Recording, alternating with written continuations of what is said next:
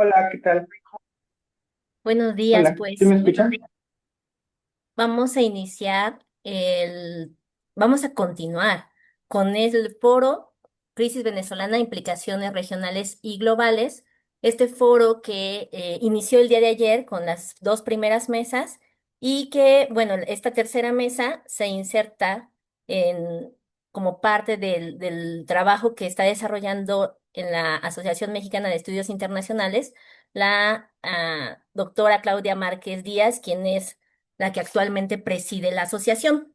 En ese sentido, hoy continuaremos el análisis de esta situación, de este contexto regional, atendiendo exclusivamente la parte de la geopolítica, de ahí el título de nuestra mesa, Geopolítica, Seguridad Internacional y Recursos, el caso de Venezuela y su impacto. Y pues antes de darle la palabra a nuestros internacionalistas, especialistas en el tema, quiero agradecer también a la maestra Blanca Estela Marín Sánchez por la invitación a moderar esta mesa y decirles a nuestros ponentes que estimamos un promedio de 15 a 20 minutos para la presentación que realicen y después la dinámica será abrir el espacio para que en esta lógica de foro podamos responder algunas de las preguntas e inquietudes que nos presenten nuestros invitados, tanto en la sala de Zoom como vía Facebook. Sin más, bueno, pues yo estuve reflexionando en estos días y me vino a la mente el inicio del libro de Charles Dickens de Historia de dos ciudades. No sé si recuerden que decía, era el mejor y el más detestable de los tiempos, la época del saber y la tontería, de la fe y la incredulidad, de la luz y de las tinieblas, la primavera de la esperanza y el invierno de la desesperación. Y quiero abrir con esto porque si bien es cierto que la situación de Venezuela nos tomó a todos poco por sorpresa, digamos, en cuanto a las formas, lo cierto es que también, y lo he escuchado en algunos otros foros, particularmente en algunas otras mesas y particularmente la de ayer, pues esta situación donde se cuestiona al derecho internacional, por ejemplo, pero este cuestionamiento nos da la oportunidad como internacionalistas, como analistas de la realidad global, pues de plantear alternativas, ¿no? De ver luz donde ahorita no encontramos, como decía Hemingway, en esta desesperación y en esas tinieblas, algo debemos encontrar, una primavera que nos puedan iluminar este camino.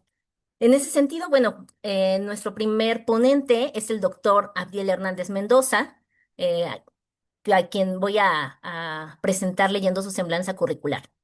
Él es profesor de tiempo completo, adscrito a la Escuela Nacional de Estudios Superiores Unidad Juriquilla de la UNAM, doctor en estudios latinoamericanos por la UNAM, maestro en geociencias y administración de los recursos naturales por el Instituto Politécnico Nacional y licenciado en Relaciones Internacionales por la FES Aragón de la UNAM. Joven líder en el Congreso Rosotrudich-Chesbo, miembro del Sistema Nacional de de Investigadoras e Investigadores de México, nivel uno y responsable de proyectos de geopolítica y geoeconomía en áreas de investigación y docencia. Abdiel, te cedo la palabra. Recuerda que tienes 15 minutos para la exposición y posteriormente haremos al final de tu intervención, no, al final de todas las intervenciones, haremos esta ronda de preguntas. Muchas gracias, doctora Alba Gabriela Cabreada. Un gusto estar con usted, escucharla siempre, ¿no? Con una voz, yo diría, muy autorizada desde diferentes ámbitos para hablar de la geopolítica y de otros temas de la epistemología de las relaciones internacionales. Un gusto, ¿no? También este trabajo que está haciendo el Comité de Estudios Regionales de la AMEI a cargo de la doctora Blanca Marín. que Comentábamos hace un momento, los estudiantes de repente dicen, pues estamos de vacaciones, pero las relaciones internacionales no descansan, ¿no? Eso es algo muy interesante, el dinamismo que nos envuelve y sobre todo para el ser, ¿no? O la ontología internacionalista, pues resulta lo que está sucediendo con Venezuela un caso paradigmático para comprender precisamente que las relaciones internacionales no descansan y que en estos momentos los internacionalistas tenemos mucho trabajo respecto a fake news, a hacer un debate de ideas sobre precisamente qué le depara al mundo en esta hecatombe, ¿no? En donde parecería ser que estamos en cuestiones post-westfalianas, donde el derecho internacional lo veíamos en el Foro Económico Mundial, pues prácticamente se volvió un instrumento de compra y venta. Si ustedes vieron las fotografías sobre la venta de Gaza ya como un nuevo complejo tipo Qatar, ¿no? Futurista y vendido prácticamente por el yerno de Donald Trump. Eso pues nos está diciendo que es un síntoma de época, ¿no? Pero bueno, agradecer a la MEI, me parece que la Asociación Mexicana de Estudios Internacionales ha de alguna manera dado esa respuesta precisamente para abrir los espacios específicos para poder dialogar sobre este tema. Se ha hablado ya mucho del derecho internacional en las sesiones del día de ayer. Hoy vamos a entrar a los temas de la geopolítica, ¿no? Me gustaría también en ese sentido, pues, sentir ese más bien compartir ese sentimiento de agrado de estar con el maestro Alejandro Martínez Serrano, con el maestro Gibran, que no tenía el gusto de conocerlo hasta el día de hoy, pero pues también es un gusto escucharlo, el doctor Rodolfo, que pues una parte impresionante, imprescindible de las relaciones internacionales y de quienes aprendimos de él en la Facultad de Estudios Superiores Aragón. Bueno, con este agradecimiento y este reconocimiento, pues hablar del segundo periodo de Donald Trump, que es el continuo, ¿no? De lo que ya venía señalando, ahora como fiel a la cuestión estadounidense, le ponen un nombre ahí muy rimbombante a sus operaciones, en este caso resolución absoluta, pero que habla de un nuevo orden hemisférico, el cual también se podría cuestionar, porque pues diríamos, ¿cuándo dejó de ser unilateral o unipolar el orden hemisférico? Incluso después de la Segunda Guerra Mundial, ¿no? Sería un debate que incluso algunos autores ya lo habían dicho, ¿no? El socialismo de la Unión Soviética incluso fue un capitalismo sin capitalistas, y que podríamos hablar ahí más a profundidad, ¿no? Pero en esta introducción, bueno, pues algunos elementos esenciales, el 3 de enero de 2026, la extracción forzosa, para decirlo en términos muy delicados, por decirlo de alguna manera, de Nicolás Maduro, bajo cargos de narcoterrorismo. Se hace una incursión aérea relámpago y, bueno, se dice que fueron menos de 30 minutos, no hubo autorización del Congreso. La justificación es el narcotráfico y la recuperación de recursos. De hecho, la parte del narcotráfico, ustedes lo recordarán, ya se le quitó a Nicolás Maduro. Siguen las de conspiración, que son muy altos, muy, digamos, son acusaciones muy graves para el gobierno estadounidense, pero que también vamos a ver hay una contradicción política porque esto se enmarca también a indultos a aliados como Hernández, ¿no? Seguramente se lo recordarán, y captura de adversarios.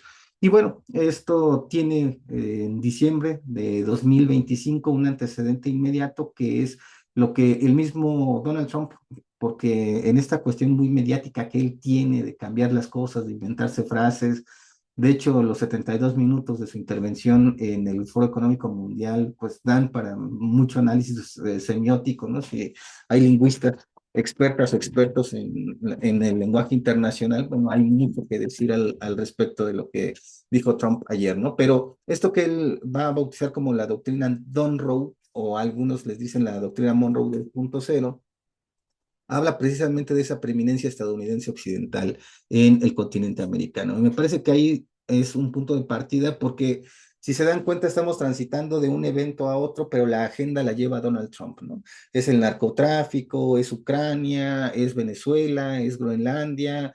Van a ser de nueva cuenta los aranceles. En marzo tenemos previsto de nuevo volver a hablar de Venezuela. Es decir, hay una agenda ya muy marcada por esto que se le ha denominado la real unipolaridad estadounidense, precisamente ya con un complejo científico, tecnológico, militar heredado desde Eisenhower, que seguramente ustedes lo recordarán porque Eisenhower, independientemente de que inaugura el complejo científico, tecnológico, militar, industrial estadounidense, también es el primero que inaugura esta tradición estadounidense de las deportaciones masivas con su operación Espalda Mojada, ¿no? En la década de los 50, seguramente lo tendrán ustedes presente. Es fundamental tener eso, digamos, en cuenta, porque estamos hablando de que para que ese complejo funcione, se necesita que China no esté en el continente americano. Y esta nueva doctrina de seguridad nacional, pues precisamente es, digamos, ya una cuestión de jure en términos estadounidenses para sacar a China del continente americano en todos los sentidos, porque es una competencia estratégica, ahorita lo vamos a ver más adelante. Sí, Rusia, pero Rusia en menor medida. Realmente Rusia no tiene un impacto económico fuerte en el caso americano, ¿no? Cuando digo americano me refiero al continente. Hay cooperación con Venezuela, pero no es significativa. Incluso los chinos no tienen una cooperación económica significativa con Venezuela. Brasil, México, Costa Rica, Colombia están por arriba, Perú por arriba de Venezuela, muy por arriba. No se comparan obviamente con Estados Unidos, y la cooperación ha sido más como en términos de una asistencia hacia Venezuela, porque de repente dicen, su aliado estratégico. Bueno, ¿en qué sentidos se está leyendo esta cuestión de la estrategia? También habrá que colocarlo, ¿no? Bajo relieve. Eh, y bueno, hablábamos de por qué sacar a China, fíjense. De hecho, hasta se están llegando a poner en tela de juicio las reservas probadas de Venezuela. Y no es que Hugo Chávez, el día que se reconvirtieron las reservas, haya dicho, voy a decirle al mundo que tengo las mayores reservas del mundo. No funciona así. Hay organismos internacionales donde participan los propios estadounidenses que certifican las reservas. El tema del petróleo venezolano es que es muy pesado y que necesita otro tipo de mecanismos para la refinación que son más caros.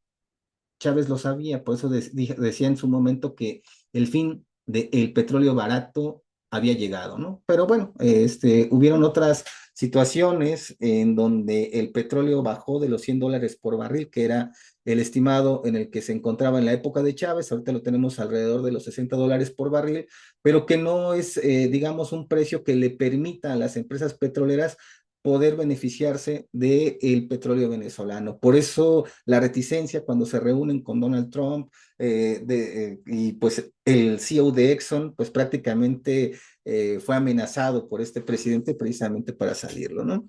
Y bueno, esto representa el 17% de la cuota global de reservas petroleras. Y ojo, ¿no? Venezuela también tiene la primera reserva de oro en América Latina. Estamos hablando de que si hay narrativas como la lucha contra las drogas, pero también hay otra cuestión que es la infraestructura energética y la infraestructura material de esta revolución digital que estamos viviendo. Me parece que ya estoy casi a punto de terminar. Más bien se me está acabando el tiempo. Y bueno, el dominio chino, minerales estratégicos, sí hay una cuestión de contención porque estamos hablando de rutas específicas que ha realizado China. En ese sentido, la mira hacia el Pacífico que ha construido Donald Trump con gobiernos ad hoc, ya ahora en Chile, en Perú, en Argentina. Falta Colombia. Me parece que México, con toda esta respuesta que ha dado, también se alinea a los intereses estadounidenses. Pues falta digamos, un respaldo energético. Ese respaldo energético lo da Groenlandia, lo da Venezuela, precisamente para que Estados Unidos pueda tener acceso a recursos críticos estratégicos, posición espacial privilegiada para sus centros de datos. Esto es muy importante porque Groenlandia precisamente implica que allí estén proyectos digamos, de alta tecnología que no necesitan un enfriamiento ni muchos recursos energéticos para hacerlo, pero sí para concentrar los datos, y un posicionamiento estratégico para que no sea el Pacífico, sino el Ártico, el punto de despliegue de armas intercontinentales, ¿no? Misilísticas, de China a Estados Unidos y de Estados Unidos a China con contrarrespuesta. Al revés, perdón, ¿no? De Estados Unidos hacia China. Y pues esto lo vemos en algunos elementos, ¿no? La neutralización rusa, la ceguera de radar, la proyección de fuerza. Ustedes seguramente lo vieron. Venezuela fue un teatro precisamente para ver cómo funcionaban los sistemas que le habían vendido los chinos y los rusos a los venezolanos. Sí hubo una proyección de fuerza, y pues estamos prácticamente preparando un escenario todavía mayor de lo que estamos viendo, ¿no? Entonces, es una geografía estratégica. También falta el arco minero. Ustedes recuerdan que en el Orinoco tenemos bauxita, diamantes, oro, petróleo. Es fundamental, ¿no? Y hay una fachada caribeña ahí. Ya de repente ya no hay estas lanchas que transportaban cocaína o drogas, ¿no? Desaparecieron de la nada después de esto, de la captura de Maduro, pero bueno, sabemos que hay narrativas, ¿no? Y una conexión estratégica, tenemos ahí otros elementos de los cuales podríamos hablar respecto al pragmatismo sobre la democracia que se está desarrollando en estos momentos, bueno, ¿quiénes ganaron en el momento de la captura de Maduro? Schlumberger, Halliburton, Marathon Petroleum, Chevron, las empresas petroleras y de servicios petroleros. La agenda está ahí. Groenlandia ya se llevó. México, Irán, ¿no? Estamos dentro de esa agenda de la unipolaridad real. Bueno, yo lo dejaría por acá, podemos discutir más, ¿no? Hay una nueva arquitectura, el inicio de la unipolaridad fáctica me parece que está precisamente en estos momentos desarrollándose y Venezuela es parte de una agenda, no es un evento, es un continuo, ¿no? Por decirlo de alguna manera. Muchas gracias, doctor Alba. Gracias, doctora Abdiel. Pues muy interesantes estos elementos que abordas, particularmente o incluyendo, ¿no? Estamos pensando en la región de América, concretamente América Latina en el caso de Venezuela, pero cómo es que está inserta también la situación, por ejemplo, de Irán, ¿no? Entonces, no es una lógica únicamente regional, sino como bien lo señalas, es un plan a largo plazo de mayor alcance, de mayor perspectiva. Bueno, esperaremos, les reitero su interés para que puedan hacernos llegar sus preguntas en el chat o bien en el chat del Facebook. Y mientras daré paso, cederé la palabra al maestro Alejandro Martínez Serrano. El maestro Alejandro Martínez Serrano es licenciado en Relaciones Internacionales por la Escuela Nacional de Estudios Profesionales Acatlán, hoy FES Acatlán, de la UNAM. Es maestro en Administración Militar para la Seguridad y Defensa Nacionales por el Colegio de Defensa Nacional de la Universidad del Ejército y la Fuerza Aérea. Actualmente es profesor definitivo por oposición de la asignatura Asia, Pacífico y del Sur en la Facultad de Estudios Superiores Aragón. En esta misma facultad ha impartido asignaturas en la licenciatura en Relaciones Internacionales en el sistema escolarizado y en el sistema de universidad abierta y a distancia. También es maestro de tiempo completo en la Universidad La Salle, Ciudad de México, en la carrera de Relaciones Internacionales y ha participado en diversos congresos y eventos académicos nacionales. Es miembro de la Asociación Mexicana de Estudios Internacionales, la MEI, de la Asociación Latinoamericana de Estudios de Asia y África y ha sido entrevistado en diversos medios de comunicación audiovisuales e impresos. Ale, buen día, te cedo la palabra. Hola, ¿qué tal, doctora? Muchas gracias por la presentación. Quiero agradecer también a las autoridades de la Asociación Mexicana de Estudios Internacionales y muy especialmente a la maestra Blanca Marín por la invitación. También me congratulo de estar compartiendo esta mesa de análisis con importantes colegas de las relaciones internacionales. La presentación ya sí se está visualizando, ¿verdad? Sí, Muchas gracias. Bueno, vamos a tomar el tiempo para que no nos gane, aunque usted me avisa, doctora. sí, no, va bien. También siento que el doctor Abdiel corrió, pero no, sí, está bien. Muchas gracias. Bueno, en este caso vamos a dedicar esta exposición a la seguridad internacional, posteriormente después de esta operación ocurrida en Venezuela.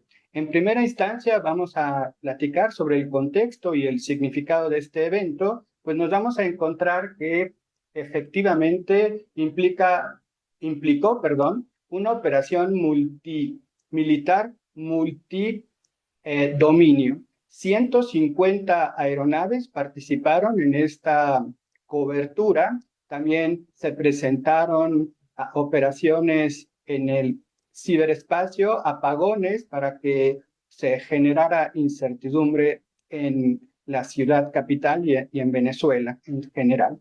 También, como lo decía el doctor Abdiel, no voy a enfatizar, es un desafío para el derecho internacional, donde un jefe de Estado, donde se viola la soberanía de una nación para capturar a un jefe de Estado y llevarlo ante tribunales. También implicó una división al interior del Consejo de Seguridad. Recordemos que no hubo un acuerdo al interior del Consejo de Seguridad y aquí me gustaría agregar que tampoco en el marco de la Organización de Estados Americanos y también, como enfatizamos, pues es un impacto a la seguridad global que una potencia realice este tipo de acciones donde su propio derecho tiene aplicación extraterritorial. Bajo estas condiciones, pues vamos a platicar el impacto al interior de Venezuela, pues vamos a tener que en primera instancia se podrá vislumbrar una crisis institucional. Actualmente ha sido ya resuelta con la presencia de la vicepresidenta, ahora presidenta en funciones, Delcy Rodríguez. También implica en un momento determinado riesgos a la seguridad interna, tomando en consideración el papel importante en la coyuntura política que tienen las Fuerzas Armadas venezolanas. Implica también amenazas a la infraestructura crítica. Ya nos describía el doctor Abdiel la importancia de la producción petrolera venezolana y también recursos estratégicos en el territorio venezolano. Y obviamente que también es un impacto desde el punto de vista humanitario. Recordemos la migración venezolana que se ha salido hacia otras naciones, principalmente Colombia, Perú, México e incluso Estados Unidos. En ese aspecto, ahora vamos a un impacto de carácter regional. Tomamos en consideración que es un precedente que podría tener desafortunadamente otros escenarios bajo esta lógica de intervencionismo estadounidense. Aquí me gustaría sobre todo mencionar un tema histórico. Estados Unidos ha intervenido en el Caribe y en naciones latinoamericanas desde el siglo XIX. No vamos tan lejos, la guerra México-Estados Unidos es parte de este escenario, de tal manera que ahora en el siglo XXI, pues también tendríamos estas acciones unilaterales estadounidenses. También hay un impacto a la seguridad regional, incluso el mismo Trump ha mencionado la posibilidad de llevar a cabo ataques ahora terrestres en contra de estas organizaciones delincuenciales que trafican drogas ilícitas a Estados Unidos. También en un momento dado se pueden generar tensiones en el ámbito regional. A mí me gustaría puntualizar un aspecto. La CELAC no asumió una defensa hacia en contra de la violación a la soberanía venezolana. También sería importante mencionar este aspecto. Y también implica un dilema desde el carácter hemisférico, tomando en consideración ese divisionismo al interior de las naciones latinoamericanas y caribeñas. A continuación, también podemos contextualizar un impacto de carácter global al interior del Consejo de Seguridad. Como decía yo hace un momento, no hubo una postura de apoyo, tampoco de condena en estricto sentido, no se aprobó alguna postura en ese aspecto. La narrativa de una potencia con capacidad bélica para realizar estas acciones, pues también implica tensiones de carácter global. Ya nos comentaba el doctor Abdiel el caso de Groenlandia. Si bien es cierto que no está en este aspecto todavía latente una posible intervención militar estadounidense, se ha ido más por el tema de negociación, incluso montos económicos, pero estaría ahí presente este mismo ejemplo de lo que ocurrió en Venezuela y obviamente que esto trae un impacto en las condiciones de la seguridad internacional. Me recuerda en un momento determinado, como dicen algunos historiadores, la historia tiende a ser cíclica y esta misma narrativa de la superpotencia unipolar ya la percibíamos a partir de los años 90 con la disolución de la Unión Soviética.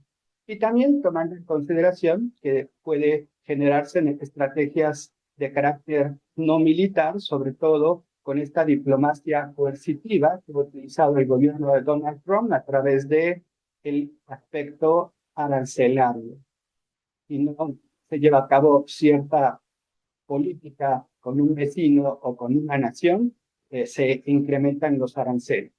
En ese orden de ideas, la dimensión energética, como referencia, ya los indicadores nos los comentaba el doctor Abdiel, tomando como referencia las reservas petroleras de Venezuela y la forma como el mercado petrolero a nivel internacional ha reaccionado ante estas condiciones, que obviamente que genera un impacto de carácter geopolítico y sobre todo que en un mediano plazo podría pensarse en que la capacidad petrolera venezolana la capacidad de producción se podría incrementar y en un momento dado esto podría estar implicando una disminución de precios al momento de que hubiera mayor oferta petrolera en el mercado internacional.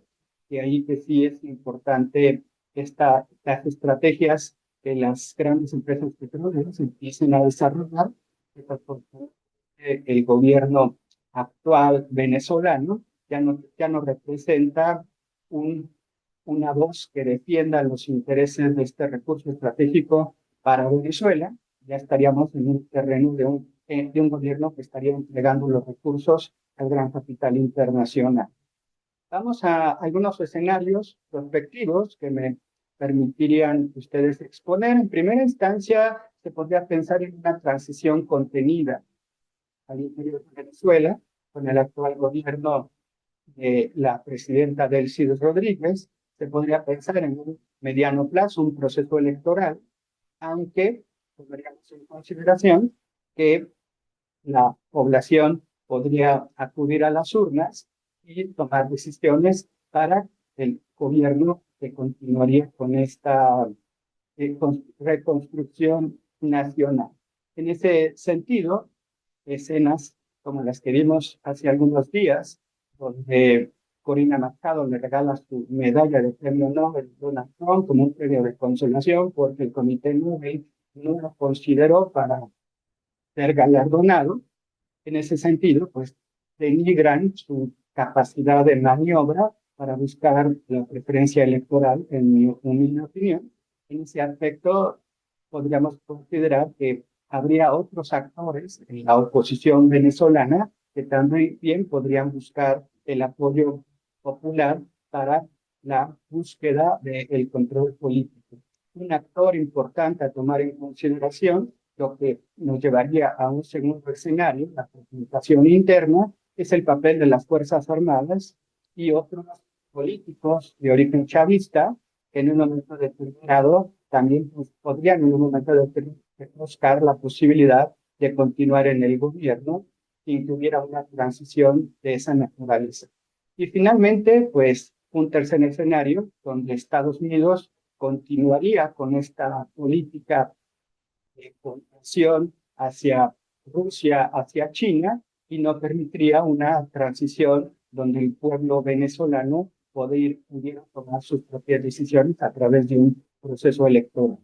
Estos tres escenarios, en menor o mayor medida, pues implican riesgos para la seguridad internacional, tomando como referencia que Estados Unidos realiza esta operación en el contexto venezolano para desestabilizar a su gobierno y tomar control de esos intereses a partir de recursos estratégicos. Era de una conclusión, pues vamos a encontrarnos que este acontecimiento nos genera incertidumbre y estabilidad, no solo en el ámbito regional, sino también en el ámbito internacional.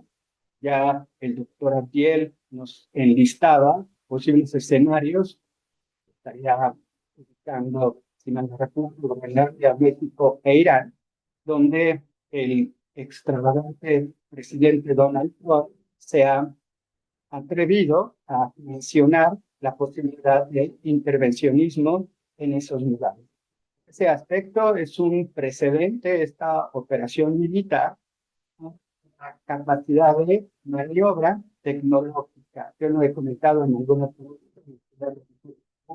foro, 150 aeronaves, tripuladas, no tripuladas, llevaron a cabo esta operación militar. La capacidad de precisión donde no hubo ningún error en la maniobra de estas aeronaves, la rapidez para llevar a cabo este tipo de operación, trajo incluso esta posibilidad de que el propio Nicolás Maduro podría ingresar a su búnker para ser resguardado ahí.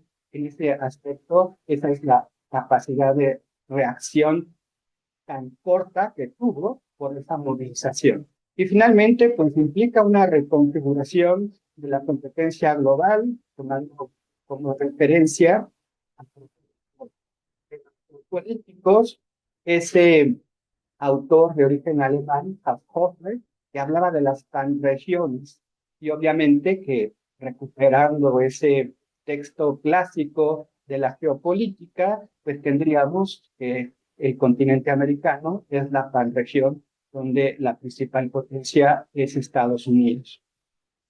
Y no me gustaría más que agradecer a las autoridades de la Asociación Mexicana de Estudios Internacionales, especialmente a mis compañeros de mesa de análisis y a la doctora Alba Gabriela por su moderación. Estoy a sus órdenes. Muchas gracias, Sale.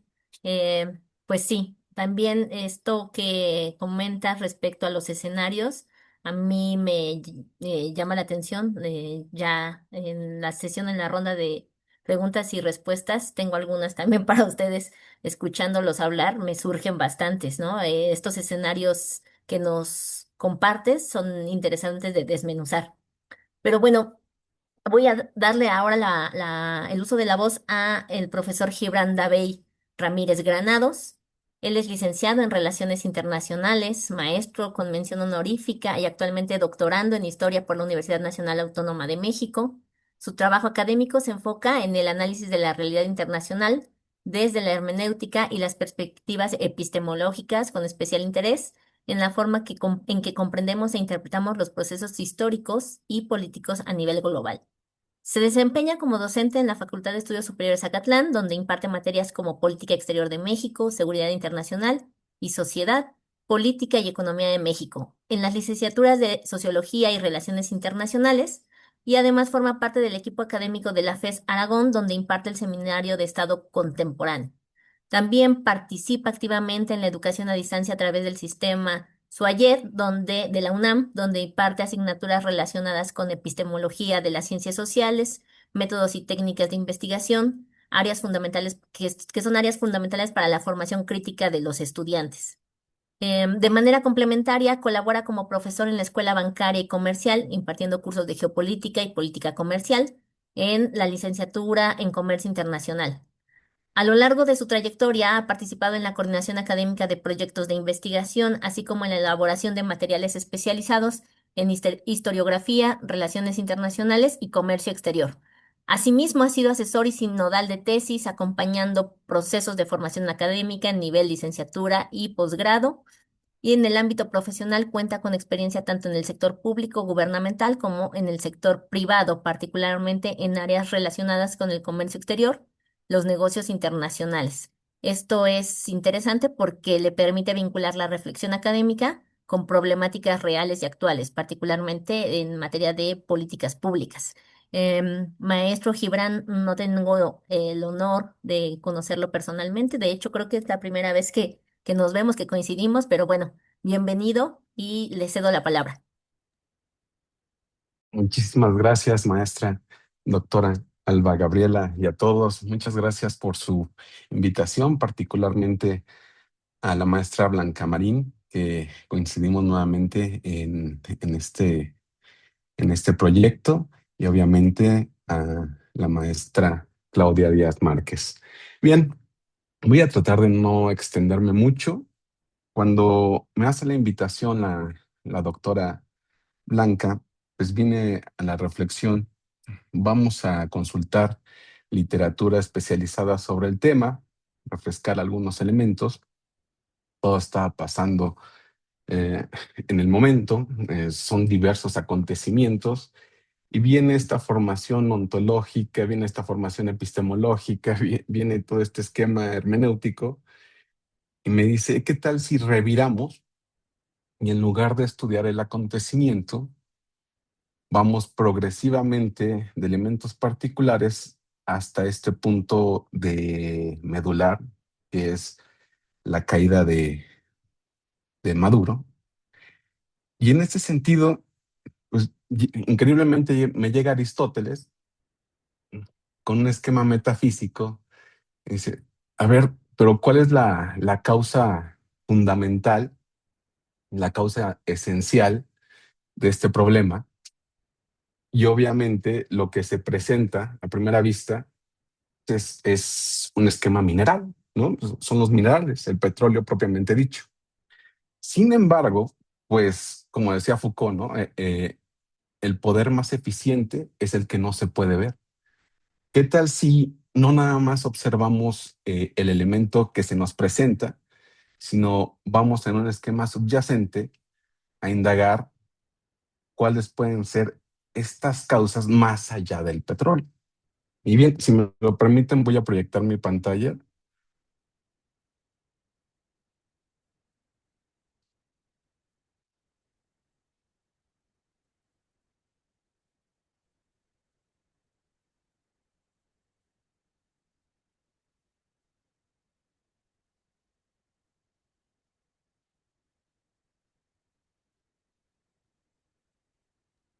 Ya la vemos, maestro.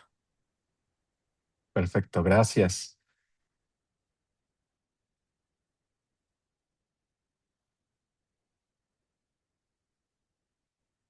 Bien, pues existe un nexo estratégico fundamental en este rubro que se trata precisamente de algo que conocemos, que está en nuestra vida cotidiana y son las tierras raras, ¿no? Este esquema que obviamente la geopolítica ha estudiado suficiente, sobre todo en este aspecto vinculado a la inteligencia artificial y precisamente cómo este conflicto con sus características, obviamente tan robustas, tantas aristas en materia militar, en materia política, puede observarse, pues precisamente viendo nuestro dispositivo electrónico, ¿no? Precisamente el insumo fundamental que permite que esta comunicación se lleve a cabo, pues son las tierras raras. Es un elemento fundamental para comprender este asunto.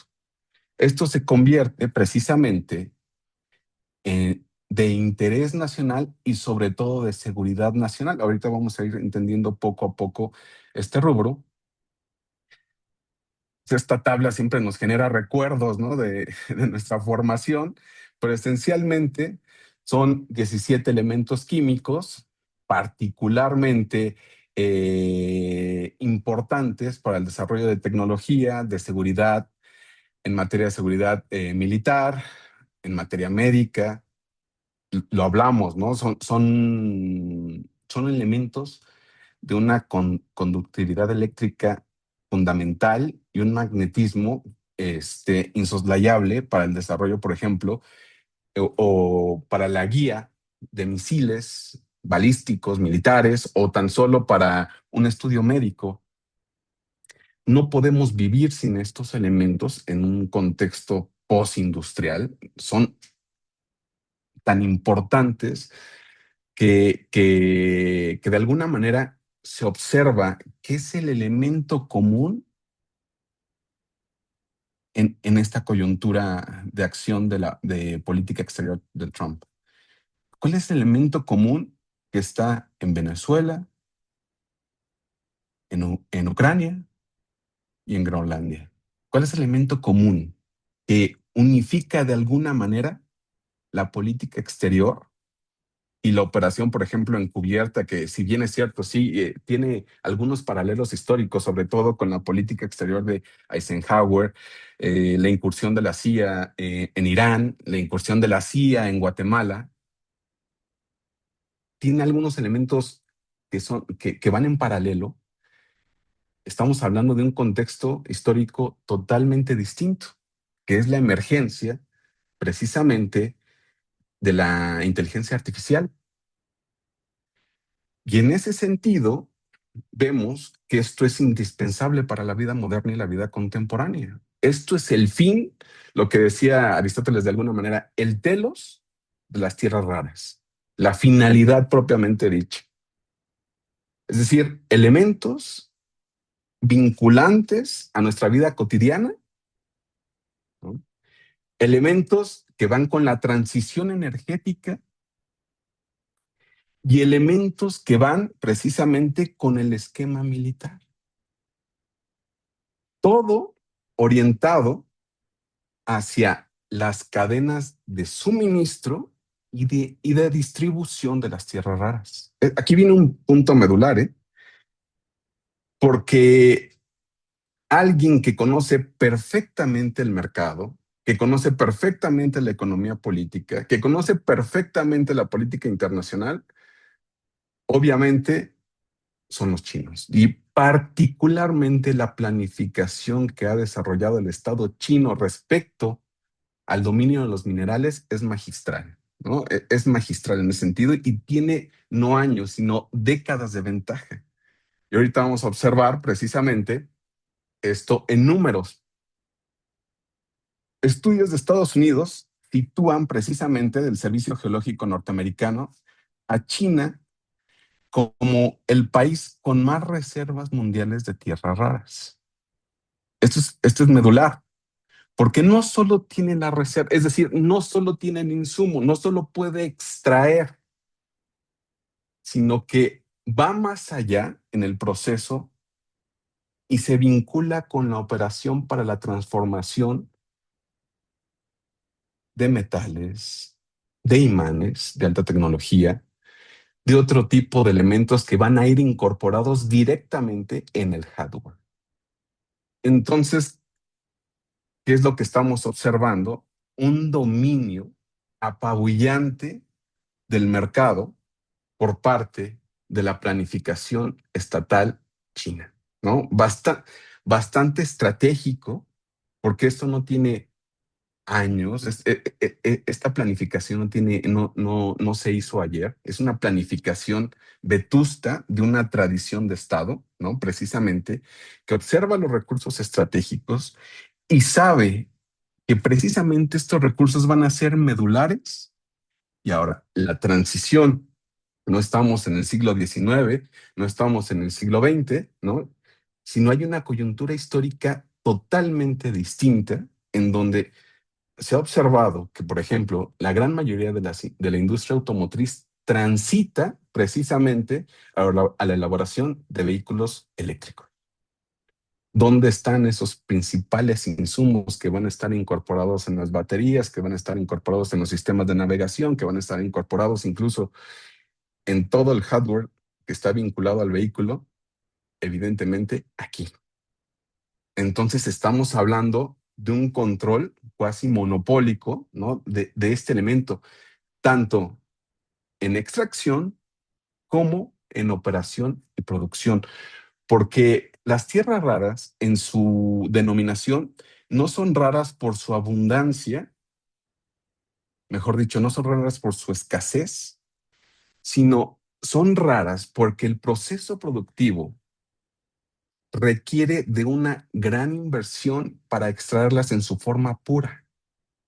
Inversión, investigación y desarrollo, y obviamente una contaminación increíble que genera, obviamente, este tipo de procesos. Entonces, como ustedes podrán observar, no solo se trata de controlar el recurso, sino el proceso productivo. Están pasos adelante. Y se ha observado desde hace algunos años esta desventaja de diversas potencias occidentales. Europa ha implementado políticas públicas para reducir la dependencia de China respecto a la compra de estos insumos, cosa que es prácticamente imposible, porque ustedes vean, 92% del proceso y la operación para la refinación de este tipo de insumos, ¿no? Es estratégico, es un negocio y es un proceso que vincula el esquema industrial con la economía postindustrial. Y obviamente, haciendo el trabajo en hermenéutica, la base es que esta dependencia conlleva precisamente a un factor de vulnerabilidad. Estados Unidos se encuentra vulnerable. Esto es un recurso estratégico.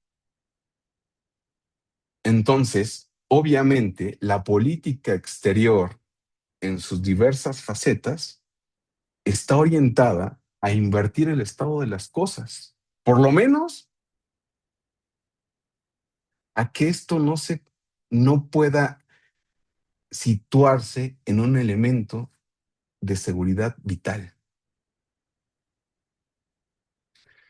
Y evidentemente el objetivo es claro. Desde esta perspectiva hermenéutica, que no es unívoca, evidentemente tendremos una paleta, como ustedes lo han establecido, de hipótesis sobre la política exterior norteamericana situada en Venezuela, pero un objetivo subyacente que está vinculado a todo este proceso es minimizar la dependencia de minerales críticos de China.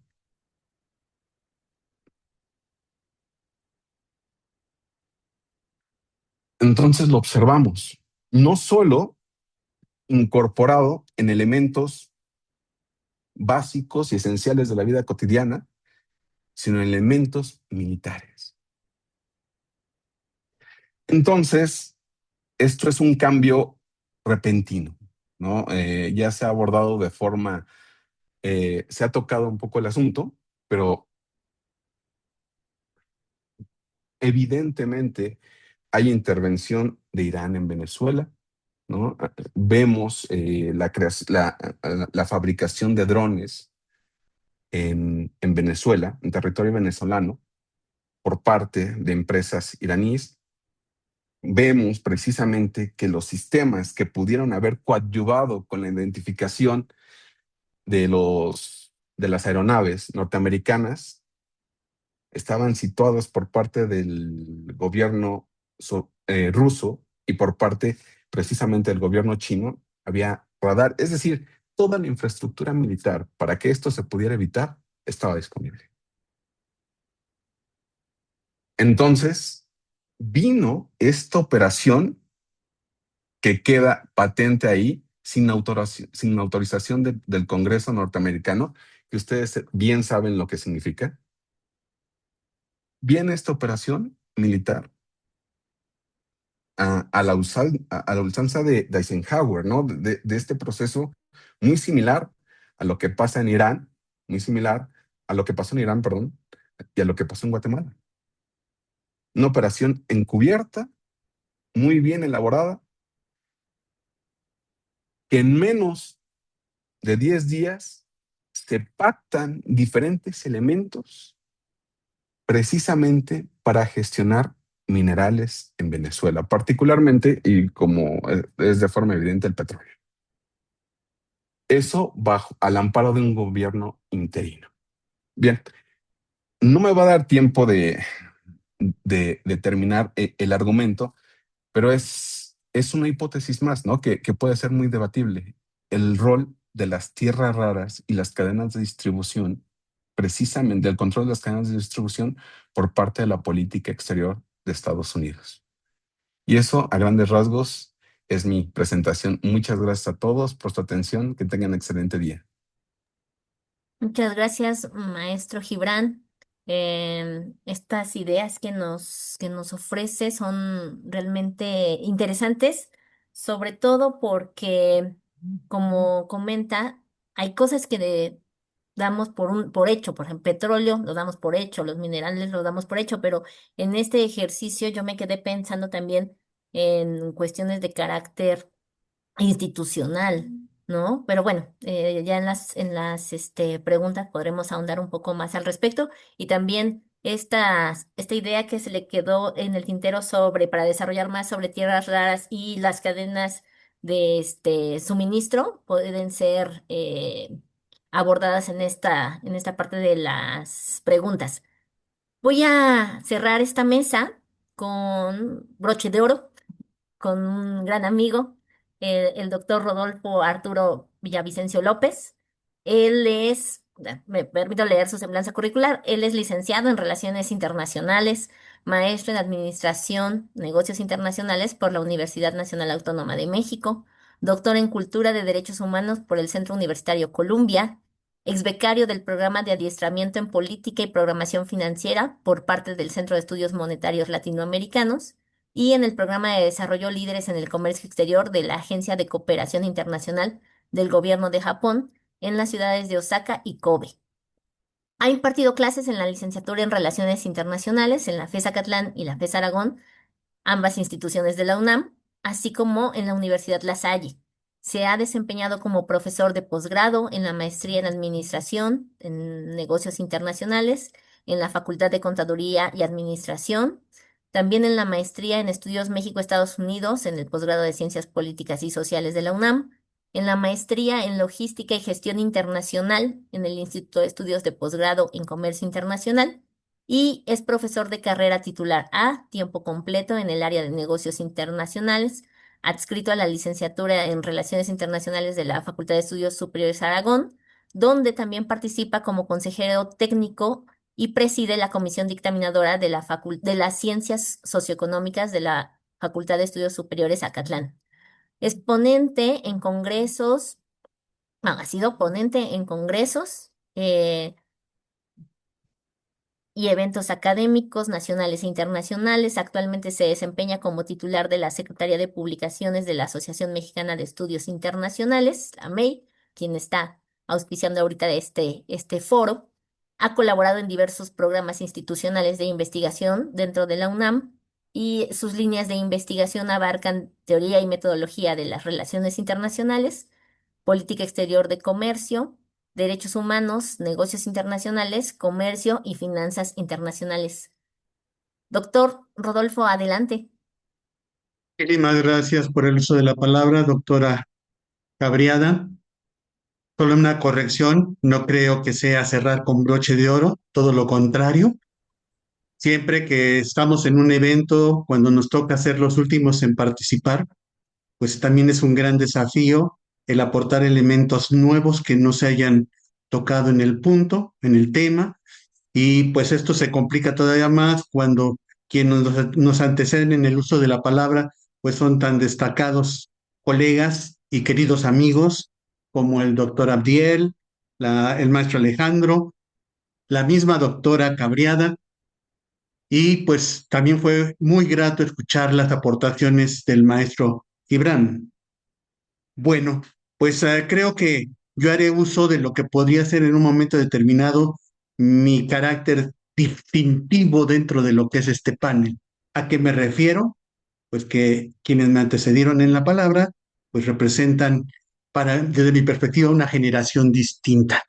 O sea, o sea, la parte de mi componente adicional a este panel será un poco de memoria histórica aplicada a tratar de entender los problemas coyunturales.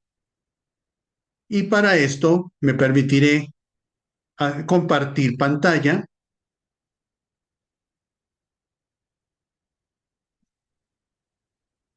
Ahí la vemos.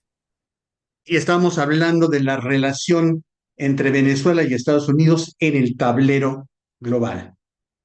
¿Cuál sería el objetivo que pretendo marcar? Identificar la naturaleza de la dinámica actual de las relaciones entre Estados Unidos y Venezuela, hablando del 2026, destacando sus implicaciones tanto a nivel regional como en el ámbito mundial. La estrategia de abordaje del tema, comenzaremos con ciertos antecedentes, caracterizar el contexto internacional, identificar los protagonistas del evento, su trasfondo y sus implicaciones. En cuanto a los antecedentes, lo primero que quiero retomar es el concepto de bloque hemisférico occidental y me voy a remontar a la década de los 90 del siglo pasado, cuando se presenta la iniciativa de las Américas y posteriormente se retoma la lógica de lo que es el área de libre comercio de las Américas. La lógica es atender a una pérdida de hegemonía de los Estados Unidos frente a lo que vendría a ser la percepción que se tenía tanto del bloque asiático como del bloque europeo. Y ante esto, lo que se plantean son propuestas integracionistas regionales. ALCA fue un elemento clave en donde realmente lo que se quería era asegurar el continente americano como un mercado natural para los Estados Unidos. Y también es interesante ver aquí lo que sería que no se maneja como la única propuesta de integración económica. En tanto, va a contrastar bastante con lo que sería el área, el Acuerdo Bolivariano de las Américas, el ALBA. Un proyecto que además está vinculado directamente también con el papel que juega Venezuela dentro de lo que es la región y en lo que sería ese proceso, ese modelo de transformación político-económica que Hugo Chávez dio a conocer como el socialismo del siglo XXI. Su impacto sobre la región va a estar reflejado en el tema de la nueva izquierda latinoamericana o la llamada marea rosa. En pantalla lo que ubicamos es precisamente cómo fue cambiando la orientación de los gobiernos de la región, particularmente entre este avance de la llamada nueva izquierda latinoamericana, y que Venezuela junto con Cuba fueron los principales impulsores tanto de ALBA como de UNASUR, y la lógica de generar alternativas que no se limitaran al ámbito solamente de la apertura del mercado, sino que también respetaran el impacto ambiental y también protegieran a los pueblos originarios, un contrapeso a lo que era la propuesta de los Estados Unidos. También quisiera destacar al interior de los Estados Unidos una serie de fracturas que van a ser importantes e interesantes para poder comprender el tema de la administración de Trump, tanto la primera como el segundo periodo. Estamos hablando de un periodo de polarización social que va a vincularse también con el supremacismo blanco.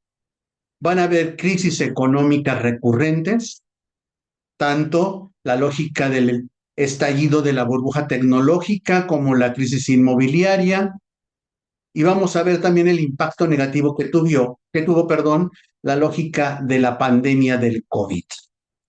Resulta que estas crisis generan inestabilidad y también recrudecen lo que serían los problemas estructurales dentro de la economía de los Estados Unidos. Y va a ser un factor determinante para entender los movimientos anti-establishment en ese país. Se van a hablar de fracturas socioculturales y también una percepción de una fractura, de una vulnerabilidad de las fronteras. Se va a recrudecer la idea de retomar el control de las fronteras de los Estados Unidos, esto ante movimientos migratorios y problemas de seguridad nacional y posteriormente seguridad hemisférica. El contexto internacional, vamos a destacar la ausencia de un polo central de poder, que lo va a llevar a vacíos de poder y a protagonismos de alcance planetario, protagonismos de potencias emergentes que esos vacíos los utilizan para aprovechar precisamente buscar una mayor injerencia en las decisiones internacionales. Destacamos también la dualidad entre los espacios físicos y virtuales como una manifestación más de lo que sería una nueva etapa del capitalismo tecnocognitivo. Una etapa en donde se manifiesta una brecha digital, hay nuevos esquemas de poder, el conocimiento, la tecnología se vuelven también fuentes de riqueza y vemos que la gestión de la tecnología es un factor determinante para este tipo de relaciones en donde van a influir procesos tanto de acumulación, apropiación, difusión tecnológica y la investigación y desarrollo más la innovación como determinantes del cambio en las relaciones económicas productivas. También en ese contexto internacional destacamos la desaceleración económica mundial, un crecimiento económico moderado, transición a un orden multipolar, cuál es el papel que juegan los BRICS y el sur global, replanteando lo que son esquemas regionales y bloques económicos alternativos.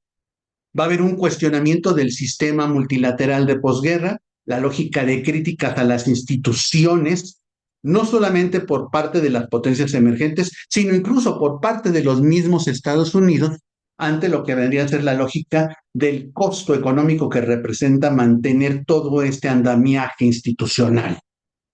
Vemos también la lógica de incertidumbre por guerras arancelarias y su impacto sobre el comercio internacional.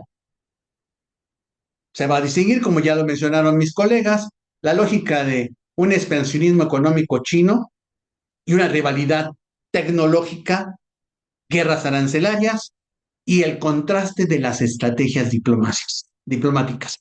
Mientras que China empieza a hacer uso de poder suave en términos tanto de lo que vendría a ser colaboración económica, cooperación económica a nivel internacional, sobre todo en el desarrollo de infraestructura, la lógica del comercio y la asistencia inclusive también en el contexto de la pandemia a nivel de la diplomacia de las mascarillas y de las vacunas. La lógica de la nueva ruta de la seda no solamente estaba considerando rutas terrestres y marítimas, sino que inclusive también está considerando la lógica de la ruta de la seda, la ruta polar de la seda y la importancia que va a tener el Ártico en el desarrollo no solamente de lo que son nuevas rutas marítimas, sino también por la importancia que va a tener nuevamente en términos del control de recursos estratégicos. Y también se habla de una ruta digital de la seda. Vemos en este mapa que no solamente está ligado en la lógica de la unión o los vínculos entre Asia-Pacífico y Europa, o el caso de África, sino también se va a tener una ruta transoceánica que va a estar ligada con lo que vendría a ser precisamente el papel que va a jugar China dentro de lo que es América del Sur. La intensificación de la presencia de China en América Latina, destacamos elementos como lo que sería que el comercio entre China y la región latinoamericana ha pasado de 14,000 millones de dólares en 2000 a 500,000 millones en 2022 y la proyección a 2035 se ubica en 700,000 millones de dólares. China ha pasado a ser el principal socio comercial en América del Sur y el segundo socio comercial a nivel de toda América Latina.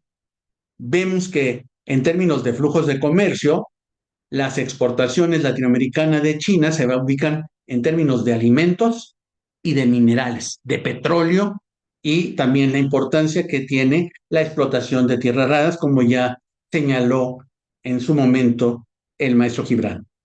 En cuanto a lo que sería las ventas que realizan los de productos chinos, vemos los productos manufacturados como han tenido cada vez mayor presencia en los mercados latinoamericanos. Y el contexto internacional, en síntesis, es un contexto de un entorno que se caracteriza por la volatilidad, la incertidumbre que se genera en el proceso de comprensión de estos problemas, la complejidad de los factores que inciden y la ambigüedad también que va a tener en cuanto a las repercusiones. Protagonistas. Por un lado, destacamos el caso de Venezuela, con el chavismo como soporte ideológico de la estructura interna de poder. El primer gobierno, el periodo chavista, de 1999 a 2013. Y vemos también un tema, herencia política. Chávez fue quien planteó también que su heredero, como tal al poder, vendría a ser el caso de Maduro. Resulta que no tiene ni el carisma ni el soporte económico que disfrutaba el líder fundador. ¿Por qué? Porque los ingresos provenientes de exportaciones de petróleo que le permitieron tener un liderazgo dentro de lo que serían procesos integracionistas latinoamericanos a Hugo Chávez, ya no era un factor determinante en el caso de Maduro. Sí, se habla de que también en parte de esa herencia hay un discurso antiimperialista del gobierno venezolano y una confrontación ideológica principalmente con Estados Unidos. Ya se ha destacado la importancia geopolítica y económica de la región y el caso de la exportación de petróleo. También destacaríamos aquí el tema de que el aparato estatal venezolano se encontraba permeado por el ejército, incluyendo mecanismos de control de los movimientos de oposición y la lógica de que el ejército estaba involucrado en acciones propias de ese programa de transformación, de ese proyecto de transformación en la construcción del socialismo del siglo XXI, involucrando temas al ejército en temas de salud, de educación y la lógica de programas sociales. También destacamos el tema del cuestionamiento de la reelección del presidente Maduro en 2024 por una falta de transparencia del mismo proceso electoral. El otro protagonista, Estados Unidos, hablando de Donald Trump, la estrategia competitiva como una base de negociación y de ejercicio del poder, con una retórica neopopulista basada en la imagen del enemigo dentro del imaginario colectivo y la marca personal de Donald Trump como líder empresarial que va a lograr hacer grande a Estados Unidos nuevamente, a recuperar el protagonismo y el papel de esta nación, con un fuerte culto a la personalidad, a esa lógica de ese perfil agresivo que inclusive justifica la utilización de tácticas sucias de negociación, como es la intimidación, y el tema de la diplomacia digital. Hablamos de lo que sería un discurso postcolonialista y el corolario Trump en cuanto a lo que vendría a ser el control hemisférico. Trasfondo de los eventos. Ya se ha mencionado los temas de recursos naturales, la importancia del arco minero del Orinoco y también la lógica de la relación estratégica que se mantuvo en el caso de Venezuela con Cuba, China, Rusia e Irán. Hablamos también de las acciones del gobierno de los Estados Unidos a nivel del combate al narcoterrorismo como un delito transnacional. La criminalización que se da del presidente Maduro y el despliegue de Fuerzas Armadas cerca de costas venezolanas, lo que va a llevar a un bloqueo de las exportaciones petroleras venezolanas, al uso de Fuerzas Armadas bajo el argumento de acciones penales en la lógica del combate al narcoterrorismo, la captura del presidente Maduro y la influencia que se está teniendo sobre el proceso político al interior de Venezuela en el llamado periodo de transición. Implicaciones geopolíticas, la expresión del poder, una expresión de poder mediante el uso de la fuerza militar en zonas de influencia natural. Ojo, este es un punto también crítico porque bien podría ser que argumentos similares pudieran llegar a ser utilizados en otros ámbitos, en otros estratos del mundo, en otras zonas, regiones, como podría ser el tema del conflicto entre China y Taiwán o en el caso de Rusia en Ucrania. Se habla del rechazo a la presencia de intereses extracontinentales en América Latina y hay una serie de facturas al sistema multilateral como parte del orden mundial. Y vamos aquí a destacar ese impacto de las acciones unilaterales como mecanismo de control de las grandes potencias. En las implicaciones económicas, el reclamo estadounidense de control sobre el mercado latinoamericano, importancia del control de recursos naturales estratégicos y la securitización del comercio internacional al utilizar la política arancelaria como un instrumento de intimidación.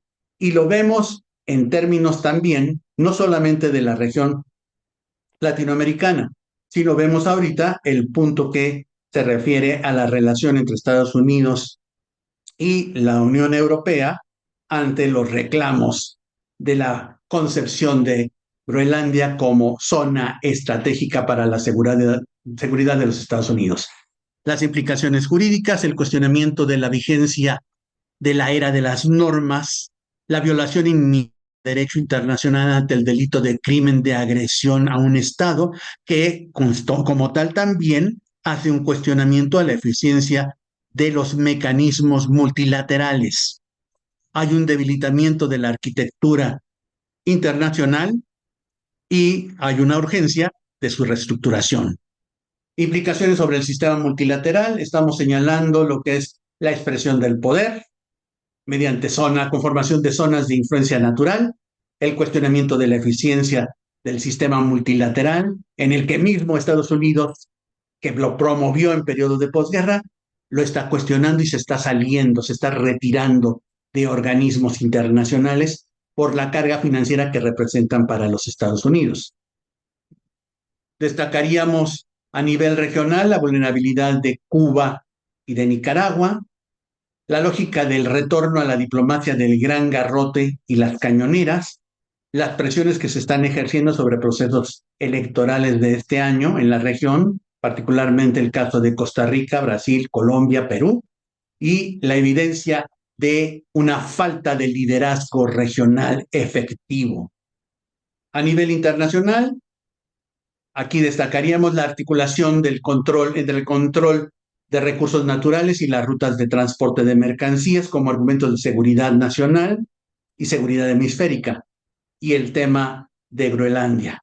A nivel de conclusiones o ideas generales, destacamos, reiteramos el agotamiento del marco institucional, el realismo político que se está ejerciendo y la transición a políticas exteriores pragmáticas, Venezuela como un efecto de demostración del uso de la fuerza,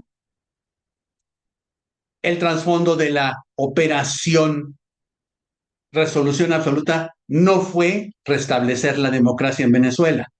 Se trata más de una muestra de poder y reclamo de una zona natural de influencia ante el incremento de la presencia de potencias extracontinentales. Estamos hablando de que también el argumento de una acción penal en el marco del combate del narcoterrorismo fue utilizado como un justificante para instrumentar una orden ejecutiva por parte del gobierno de Donald Trump, sin hablar de la aprobación previa del Senado o de acciones multilaterales consensuadas. El denominado periodo de transición a la democracia refleja más un proceso de sometimiento del aparato estatal venezolano a los intereses de Estados Unidos. Y la respuesta de la comunidad internacional, pues finalmente refleja también la necesidad de una reconfiguración del orden mundial, en donde destaca la colaboración entre potencias medias y el Gran Sur, así como el papel que van a jugar las fuerzas políticas internas dentro de Estados Unidos ante lo que serían las próximas elecciones en este año, a finales de este año, dentro de lo que es el Congreso de los Estados Unidos.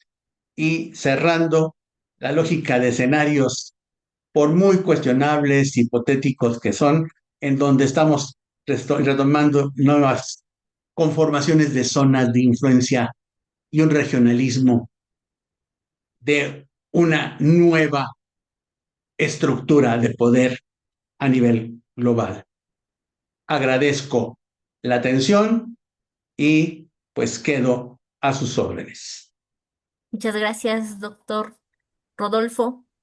Si me permiten, bueno, le quiero preguntar también al maestro Gibran, porque tenía ahí unas ideas en el tintero sobre esta parte de tierras raras y cadena de suministros. Si quiere concluir esa idea, unos 3 minutos y entonces ya podemos iniciar la sesión de preguntas y respuestas.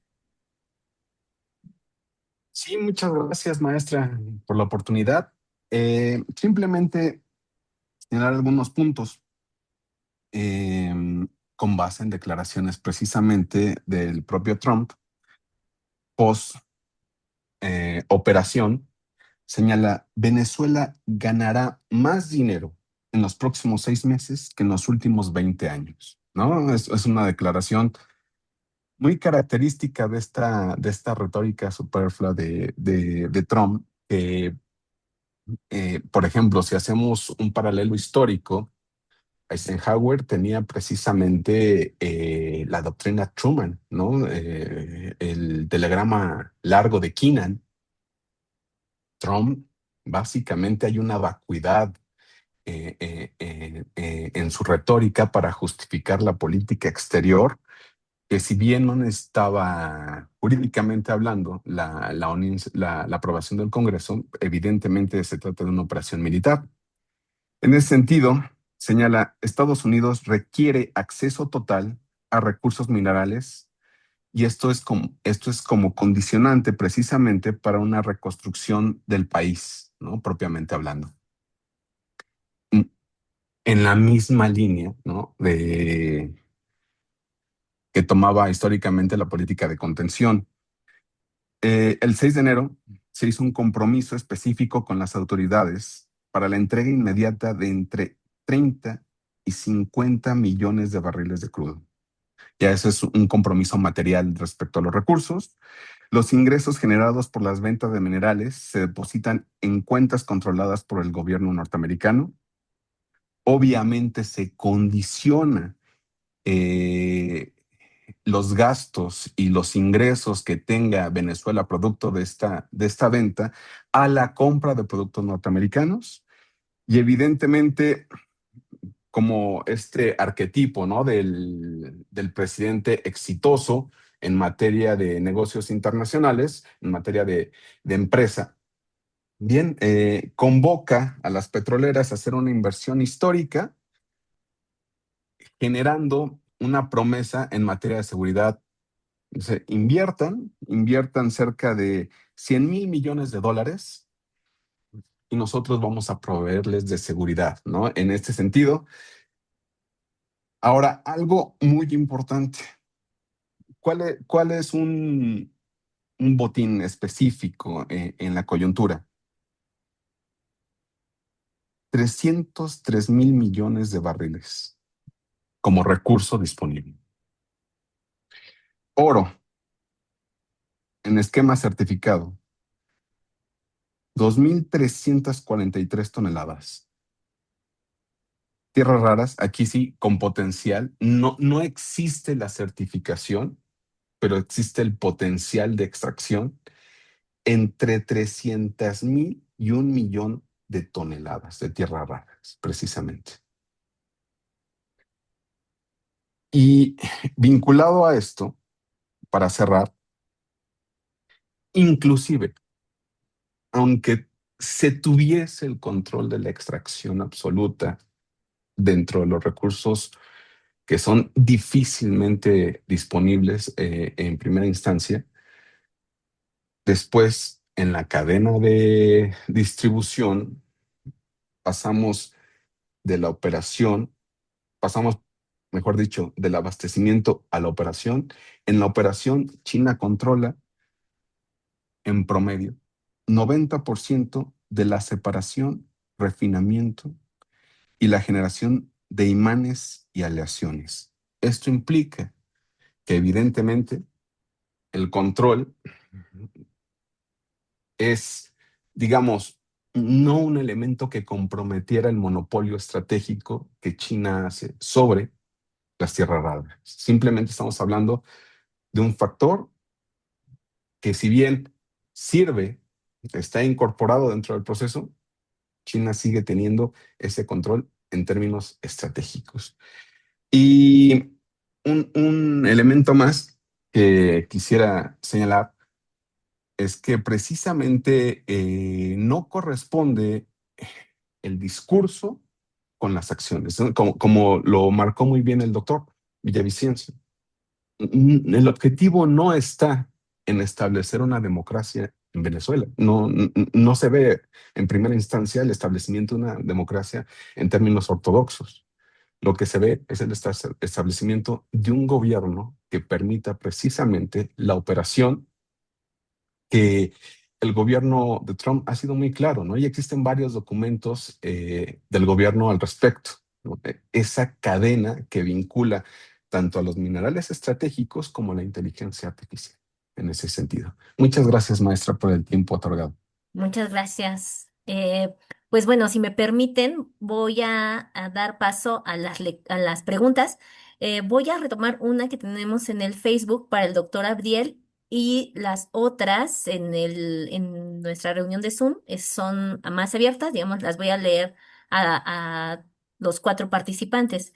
Em, Pregunta para el doctor Abdiel.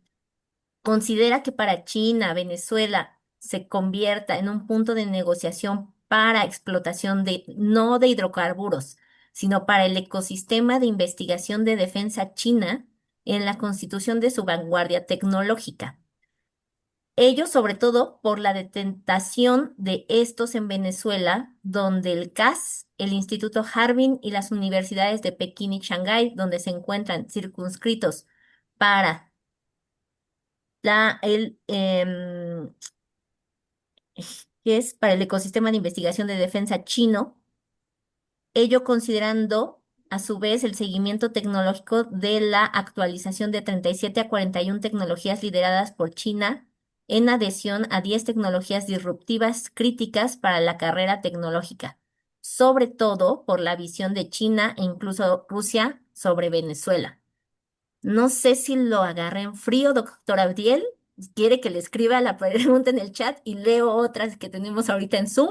Sí, más o menos creo que por dónde va la pregunta, si no lo entiendo mal, es por el reporte de Critical Technology Tracker del ASPI, que saca Australia, si no me equivoco, respecto al potencial chino. Si quieren, lo puedo responder desde ahí, aunque es más como una pregunta de investigación de maestría, Doctora. ¿no?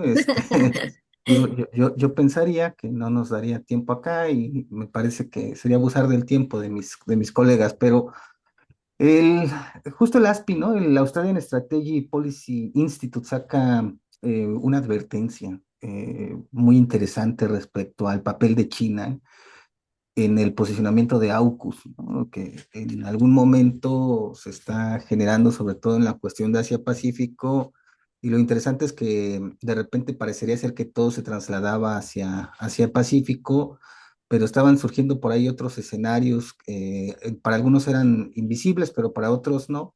Y uno de ellos era la ruta polar ártica, precisamente en donde hay una ruta digital, bueno, una ruta de la seda ártica China, ¿no? Y toda una configuración hacia América Latina que precisamente interconecta con todo un ecosistema de investigación de defensa, el famoso EID chino y de su vanguardia tecnológica que tiene que ver precisamente con algo fundamental. Ningún país en el mundo, ninguno, tiene el control del ciclo económico de producción de las tierras raras, solo China. China entendió algo muy importante desde la creación de su complejo científico, tecnológico, militar, industrial llamado Shenzhen en la década de los 70, que es no solamente tener el recurso, sino tener el control del ciclo de todo el recurso, ¿no? ¿Qué es lo único que le hace falta a China y se dan cuenta sus adversarios? Es controlar los canales de distribución. Y lo empieza a tejer China prácticamente desde que entra en la OMC. Esto lo sabe mucho mejor el doctor Rodolfo Arturo Villavicencio que yo. Pero China logra controlar, si no mal recuerdo, 7 de los 10 puertos más importantes del mundo e incluso durante la pandemia, el Evergreen, que se queda varado en el canal de Suez, empieza a generar datos en donde China pues empieza a proyectar simulaciones de cómo sería un paro estratégico de los canales de distribución en los principales choke points a nivel mundial. Esto es interesante porque estamos hablando de muchos teatros que se han generado, ¿no? Hasta el día de hoy, y en todos ellos está funcionando un ecosistema de investigación de defensa. Quienes estudiamos los negocios internacionales decimos, la triple hélice, la quíntuple hélice, etcétera. Ellos están en una sextuple hélice que es que todo proyecto es un proyecto geopolítico y por lo tanto tiene que incluir al ejército. Por ahí veía en el chat de aquí de nosotros de Zoom que qué necesitamos en el caso de América Latina. Vamos 50 años atrasados en un complejo científico, tecnológico, militar e industrial. Kissinger lo advirtió, no necesitamos a un Japón al sur de nuestras fronteras. No tenemos un desarrollo tecnológico ni soberano, ni autónomo, ni como queramos llamarlo. Quienes estamos aquí dependemos de Google para tener el posicionamiento global, no tenemos satélites. ATMEX está tirado, ¿no? En el caso mexicano. Necesitamos un sistema nacional de innovación propio, urgente. Apenas vamos en el mundial a estrenar un auto llamado Línea, después de cuántos años y etcétera, ¿no? Y justo esa fue una discusión que tuve con el doctor Villavicencio hace 5 años, cuando yo me vine a Juriquilla respecto a los sistemas nacionales de innovación, lo recuerdo perfectamente, ¿no? Y en este sentido, instituciones como la Academia China de Ciencias, el famoso CAS, ¿no? El Instituto Harbin de Tecnología, las universidades de Pekín y todas estas, me parece que les llaman las 7 hermanas de la tecnología en China. La verdad es que no lo recuerdo ahorita, sí estoy un poquito frío para eso, me preparé más para la cuestión de Venezuela, pero esta pregunta es muy picante en el sentido de qué es lo que está preparando Estados Unidos frente a un posicionamiento, ojo, y esto es, yo diría que fundamental, más allá de las narrativas. A Trump hay que hacerle caso, porque Trump es muy transparente, lo dijo en Davos, soy un dictador y a veces son necesarios los dictadores, así lo dijo, ¿no? A lo mejor está mal un poquito ahí mi traducción, pero él está llevándolo a cabo junto con una declaración que hizo Elon Musk en ese sentido, de que en 2030, 2035, no recuerdo también la fecha, ya van a haber más humanoides que humanos. Y esta es digamos, una competencia abierta contra China respecto a las tecnologías críticas y disruptivas de este informe, ¿no? Con el cual se deriva la pregunta, porque la competencia, si bien está en la computación cuántica, en la inteligencia artificial, en los robots, en los vuelos hipersónicos, ahora con este misil Oreshnik que sacan los rusos, pues resulta ser que nada de eso funciona sin una base material. Y esa base material, aunque a muchos nos duela, porque sí, la verdad creemos en que tenemos que hacer algo por el medio ambiente, sigue sustentada en el petróleo. Lo que estamos viendo, por ejemplo, ahorita en Santo Domingo, alrededor de Venezuela, en Puerto Rico, etcétera, y en Irán, lo hemos visto ya en la primera operación contra Israel y viceversa, y ahorita en esta operación con Venezuela es mandar aviones que son suministradores de combustible en el aire, es decir, petróleo, ¿no? Eh, tenemos que comprender mucho esto, ¿no? Es muy importante porque China en estos momentos de la historia tiene los recursos, sabe qué hacer con ellos, le falta el control de las cadenas de suministro, todavía no tiene el alcance del complejo militar estadounidense, esto hay que dejarlo claro, porque pues cuando dicen, ¿por qué no actuó China aquí en Venezuela? Pues porque no le importa, la verdad, ¿no? Sus intereses están en otros lados. Son simbólicos en el caso de Venezuela. ¿Por qué los rusos no acudieron a ayudar a su aliado? Porque tampoco les importa. Dicen que hay un espíritu de Ankashor, tampoco es cierto. Bueno, esa es mi interpretación, esa quiero dejarlo claro, ¿no? Donald Trump quiere el mundo para América, lo está haciendo vendiendo su nueva ONU, ¿no? En Davos, vendiendo pases por billones de dólares, vendiendo su ciudadanía también por una Golden Card. Y justo hay que entenderlo en ese sentido. No es América. América es el primer paso para un nuevo proyecto de dominación con sus aliados, ¿no? Y ya, bueno, ya me proyecté ahí. Muchas gracias. Muchas gracias, doctora Ahorita. Abdiel. Hace referencia a estos 7 hijos de la Defensa Nacional, que son universidades públicas. Y lo interesante es que, eso, ¿no? Yo sí ¿No? quiero señalar que son universidades públicas, ¿no? Por el peso a nivel de Estado que tienen. Me parece también una lógica diferente, ¿no? Desarrollan, como bien lo comentas, proyectos tanto con el Ministerio de Información, este, y tecnología, industria, información, tecnología de China y con el Ejército Popular. Entonces, eso también es muy interesante. Bueno, ahora sí, ¿no? Es lo malo de compartir la mesa con destacados analistas, internacionalistas y amigos. Voy a dar paso a la lectura de las preguntas. Tenemos una aquí en el chat que comparto para los 4 ponentes. Dice, en esta guerra entre Estados Unidos y China, sin duda los estados más afectados son los que cuentan con más recursos estratégicos. ¿Consideran que exista alguna posibilidad de generar proyectos geopolíticos desde el sur que ayuden a los países más vulnerables? No sé quién quiere atender la pregunta.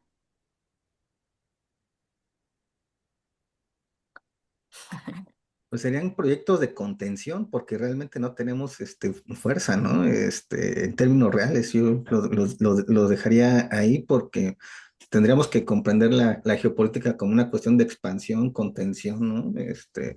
Producción también de espacios, pero en el caso de América Latina, para América Latina, podríamos recurrir a la vieja confiable de la cooperación, pero pues al final de cuentas acabamos compitiendo y lo vemos, por ejemplo, ahorita en las tierras raras entre Brasil y México.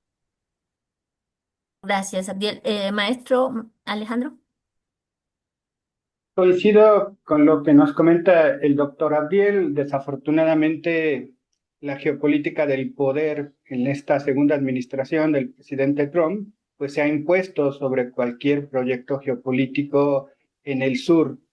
Y lo digo en términos de desafortunados, ¿no?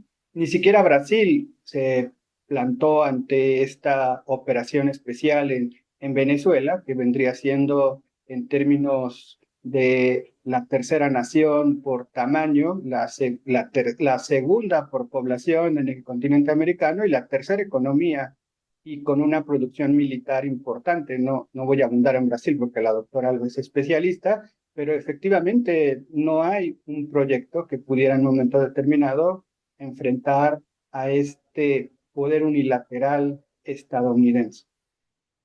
Gracias. Profesor Gibran, doctor Rodolfo, ¿quieren agregar algo? Adelante, doctor Rodolfo. Muchas gracias. Bueno, de entrada yo lo que voy a retomar es nuevamente el término de contención. O sea, más que hablar de un enfrentamiento directo, una contención. Y también quisiera rescatar, que ya mencionaba en la presentación, el perfil de negociación de Donald Trump. ¿En qué sentido? En que a él lo que le agrada es una confrontación directa de manera unilateral. Lo que trata es de desarticular mecanismos de colaboración. En esa lógica de estrategias de contención, pues lo que se trataría de buscar sería un reforzamiento de mecanismos alternativos, como es el caso de los BRICS Plus. No es que sea el contrapeso, sino la búsqueda de contención de lo que son las agresiones ante lo que es un estilo de negociación duro, que utiliza tácticas sucias y que parte de esas tácticas sucias es exigencias excesivas para tratar de aprovechar los resultados como un elemento de negociación y legitimación interna en los Estados Unidos ante las fracturas que yo mencionaba del sistema político, social, dentro de lo que es el tema de los Estados Unidos. Muchas gracias. Bueno, también les hago partícipes de las felicitaciones, los comentarios de cariño en el Facebook y les comparto ahora esta pregunta de Héctor Efren Barreto Guerra. Dice, el ataque a Venezuela representa solo una parte del inmenso y complejo rompecabezas geopolítico latinoamericano. En su opinión, ¿cuáles son los países más vulnerables a la intervención externa, no necesariamente estadounidense, pero que dan cuenta de la vulnerabilidad latinoamericana en materia geopolítica y que nos permite o permitirá ver otros atropellos soberanos en la región?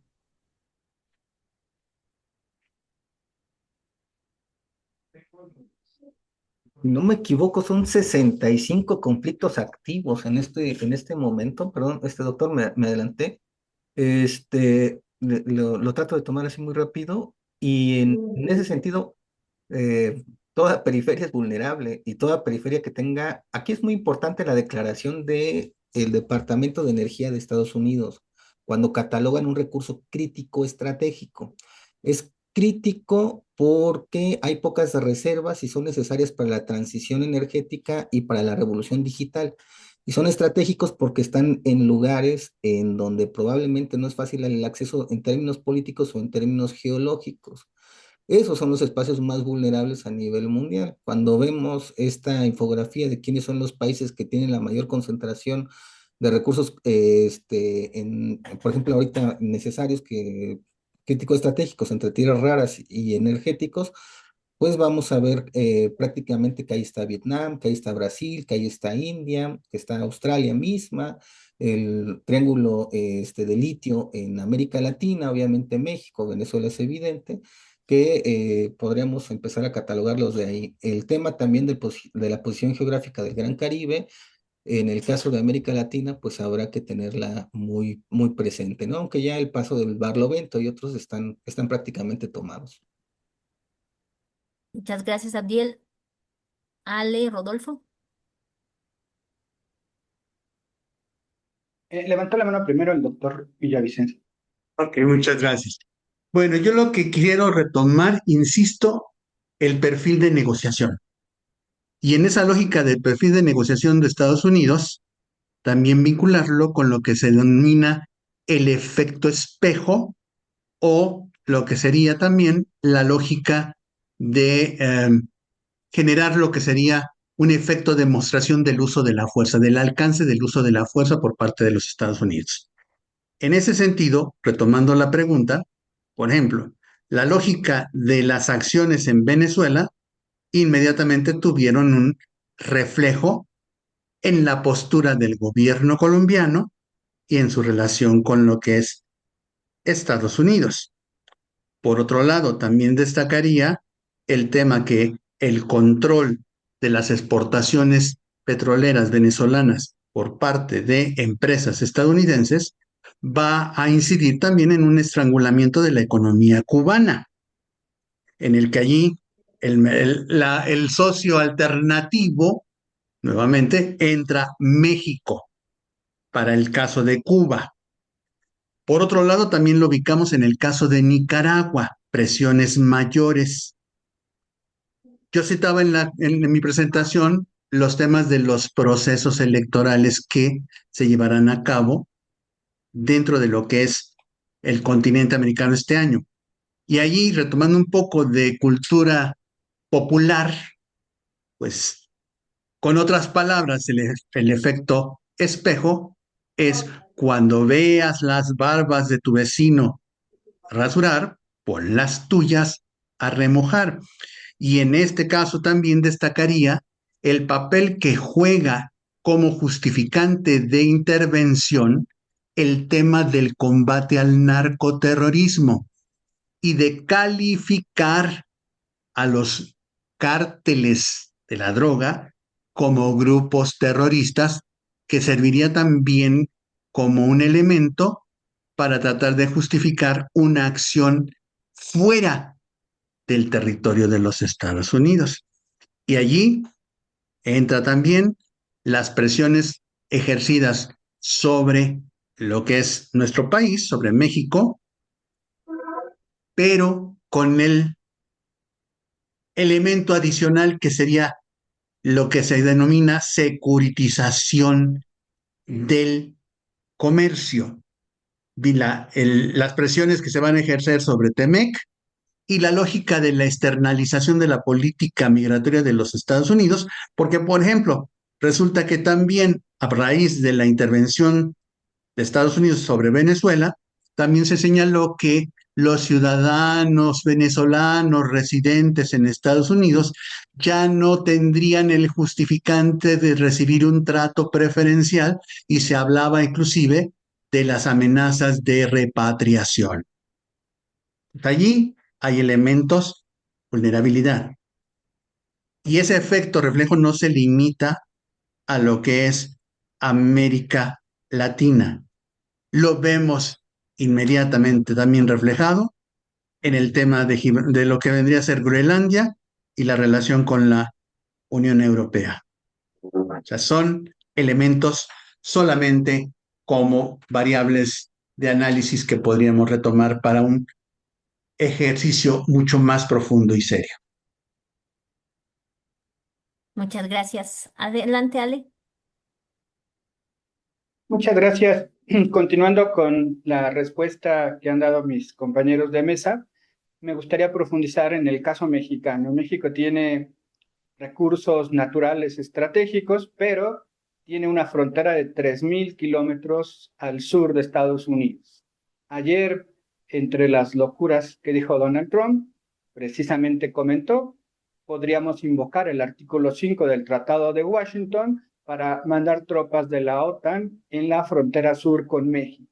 Imagínense la dimensión precisamente de esta problemática, tomando en consideración la presencia de esta línea fronteriza y que en un momento determinado México tiene una condición de expulsor de migrantes. México es tránsito de migrantes con destino a Estados Unidos. En ese sentido, sí sería importante este elemento. La pregunta hablaba de la vulnerabilidad. Yo estaba haciendo por acá una inferencia. A lo largo de la mesa tuvimos la oportunidad de compartir el día de hoy, hablamos incluso algunos de ustedes del tema armamentístico. México no tiene esa capacidad de poder en un momento determinado hacer un frente a ese poderío militar estadounidense. Afortunado o desafortunadamente, cada quien podría hacer una valoración. La actual mandataria está cooperando en términos muy estrechos con esas acciones en materia de migración y también en materia de delincuencia organizada. Esta semana, por ejemplo, 37 integrantes de la delincuencia organizada que estaban en prisiones mexicanas fueron enviados a Estados Unidos. En ese orden de ideas, pues tenemos una presencia importante en esta cooperación, aunque nuestra presidenta es muy inteligente y ella maneja un discurso para sus electores y en práctica política, pues tiene precisamente esa forma de cooperación. Hoy en la mañana leíamos una declaración del secretario de Seguridad, Harfuch, donde funcionarios de la Secretaría están tomando capacitación en el Comando No. Mayor cooperación, pues obviamente sí se puede presentar cuando estamos colaborando con esas acciones. México está apegado a la política de seguridad estadounidense, no estamos peleados, no tenemos una postura diferente. En ese sentido, pues sería mi comentario. Gracias. Gracias, Alejandro. Tenemos también una pregunta acá en Facebook para el doctor Villavicencio. Si hubiese una oportunidad de su parte para dar nombre a este orden mundial emergente, ¿cuál sería su propuesta para nombrar esta dinámica global? Bueno, en mi caso yo plantearía que estamos hablando de la reconfiguración del orden mundial con tendencia a una multipolaridad en la cual hay márgenes todavía que requieren mayor precisión para su definición. Es decir, no es una multipolaridad definitiva, sino estamos hablando de una transición en la cual se busca configurar esquemas o mecanismos de alianzas estratégicas para poder generar esquemas alternos. Es, insisto, una etapa de transición. Yo la vincularía con multipolaridad porque todavía no estamos o no se cuenta con los elementos suficientes para lograr pensar en un poder central capaz de imponer las reglas del juego de manera absoluta y con cobertura planetaria. Muchas gracias. Pues tenemos que ir cerrando la mesa, pero bueno, les voy a hacer dos últimas preguntas si las quieren conjuntar, porque sí me parece importante que estos foros reflexionen sobre México, ¿no? Y qué lecciones nos puede dejar a nosotros la situación de Venezuela. Y la maestra Blanca Estela Marín preguntaba si el proyecto de UNASUR podría funcionar como esta contención. Y con eso, cerramos. Agregaría un elemento adicional al tema de los mecanismos de contención. ¿Qué elemento? La eficiencia. O sea, yo puedo tener un mecanismo de contención, pero eso no implica que realmente sea eficiente en la consecución de sus objetivos. ¿Cuál es el respaldo o cuál fue el respaldo básico de lo que era el proyecto NASUR?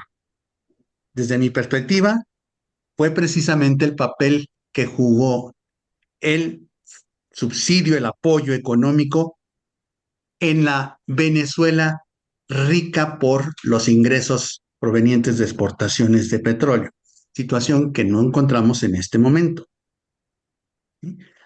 Plantearlo como mecanismo de contención, ok, se puede buscar, pero su efectividad será limitada, desde mi perspectiva. Gracias, doctor. Eh, Alejandro Abdiel, Gibran, adelante. yo coincidiría así nada más brevemente Sí, con el doctor Rodolfo Villavicencio en el sentido de que hace un momento lo dijo, el estilo de negociación de Trump es jacksoniano, es uno a uno, es vis a vis. Si nos vamos en bloque, va a buscar por todas formas romper ese bloque y UNASUR es altamente vulnerable, ¿no? En esa ruptura. Yo diría que ahí más bien es un fortalecimiento interno de los estados con capacidad de negociación. Lo dijo hace un momento el maestro Alejandro. En México se está llevando una estrategia dual, en la cual habrá que ponerle mucha atención, ¿no? Yo con eso cerraría y muchas gracias. Muchas gracias. Alejandro, adelante y después Gibran. Ale, tu micrófono. disculpa. Tampoco encuentro a nivel latinoamericano algún mecanismo que pudiera representar esa contención. Desafortunadamente, lo comentaba yo hace rato, CELAC está fragmentado con estas estrategias políticas internas derecha-izquierda, pues ahora estamos girando en algunos países hacia un bloque derechista. Milei, por ejemplo, se festejó y celebró la caída de Maduro, y dónde queda el espíritu latinoamericanista al respecto, ¿no? En ese sentido, pues sí, yo creo que por el momento hay vacas flacas para la búsqueda de una contención latinoamericana. Gracias, Alejandro. Profesor Gibran, adelante. Muchas gracias, doctora. Evidentemente comparto la opinión de mis colegas, Alejandro, Rodolfo, Abdiel, respecto al esquema de contención. Y me viene precisamente la cita de Lord Palmerston respecto a al calificativo, ¿no? De la política exterior emprendida por Dulles. Política internacional, no hay amigos ni enemigos, solo intereses, ¿no? Esto es dentro del paradigma realista. Pero evidentemente hay algo que me surge como interrogante también para mis colegas. Eh, Estamos utilizando una categoría de análisis, obviamente, que nos ha servido para entender a la realidad internacional en términos dialécticos, ¿no? Duales de la Guerra Fría, ¿no? La contención, porque precisamente ahí viene el término o la conceptografía para entenderlo. Pero, y la pregunta es para mis compañeros, pero en este contexto precisamente en donde la coyuntura no marca esa dualidad, sino más bien una realidad totalmente distinta. Que si bien es cierto, el petróleo, como bien lo mencionó el doctor Abdiel, ¿no? Es el fundamento esencial, ¿no? Del proceso. Las vitaminas, como señalan en Japón, son este tipo de minerales que acompañan el proceso, pero no es un proceso que esté siendo unívoco o que vaya hacia una vertiente tradicional, comunismo, socialismo, sino que la contención va en otro sentido. Entonces la pregunta sería reformular el término, evidentemente, cambiar la categoría para adaptarla a una realidad que evidentemente ya no corresponde, ¿no? La realidad internacional ha cambiado, es una vorágine que ha cambiado de forma fundamental, ¿no? Y esa es mi participación. Muchas gracias. Pues muchas gracias a los cuatro. Les agradezco su análisis, el compartir sus reflexiones sobre esta situación y también un poco, bueno, sabemos que es nuestra formación como internacionalistas, pero bueno, yo también sí quisiera destacar cómo es que em, se retoman clásicos que muchas veces nuestros estudiantes tal vez por obligación leían y ahora tienen sí o sí que revisar, como Tucídides, en el discurso del primer ministro canadiense sale un disidente checo, Václav Havel. Entonces, creo que nos decía el doctor, el maestro Gibran Eisenhower. Entonces, bueno, creo que ahorita la historia también, retomar esos clásicos es importante para tratar de encontrar algunas pistas de la reflexión actual. No me resta más que nuevamente agradecer a la Asociación Mexicana de Estudios Internacionales por la organización de todo este foro. Recuerden que este foro fue producto de la comisión del Comité de Estudio. Se quedó sin audio, doctora. Gracias. Y que hay muchas actividades que se están realizando la Asociación Mexicana de Estudios Internacionales en sus diferentes comités y estos trabajos pues están liderados por la doctora Claudia Márquez Díaz y el doctor Isaac Flores. Un agradecimiento por generar estos espacios académicos de reflexión. No omito también comentarles que la mesa de clausura, esta mesa 4, va a estar a cargo de la conferencia magistral del doctor Manuel Martínez Justo, quien va a hablar sobre el recuento de los daños de la intervención directa estadounidense en Venezuela. Por lo tanto, pues no se desconecten. Seguimos ahorita con la mesa número 4 a la 1 de la tarde. Muchas gracias a todos y a todas por su tiempo, su colaboración.